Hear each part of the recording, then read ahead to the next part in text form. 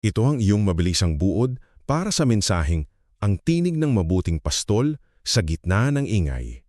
Ngayong darating na Abril 26, 2026, tatalakayin sa Chapel of Worship Christian Faith Ministries ang Juan Kabanatang 10 para sagutin kung paano nga ba natin talaga maririnig ang boses ni Lord sa kabila ng napakaingay na mundo ng social media at mga personal na insecurities natin.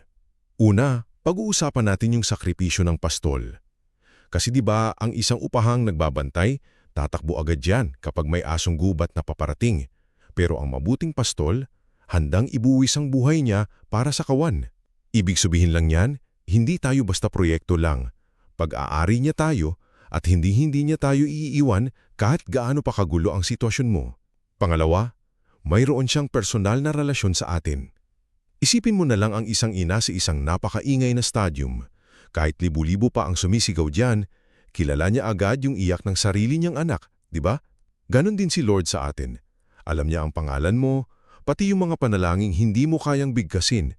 Kaya ang hamon sa atin dito ay tayo ay manalangin at maglaan talaga ng oras para makilala natin ang boses niya.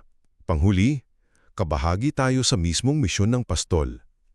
Hindi siya mapapakali kung may kahit isang tupa na nawawala sa labas ng kulungan. Kaya huwag nating ikulong yung biyaya sa loob lang ng simbahan, dalhin din natin ang mensaheng ito sa ating mga kapitbahay at katrabaho. Kaya bawasan muna natin ang pag-scroll sa ating mga telepono, pati ang ingay ng mundo, dahil ang tunay na kapayapaan at kaligtasan ay matatagpuan lamang sa pagsunod sa mga yapak ng mabuting pastol.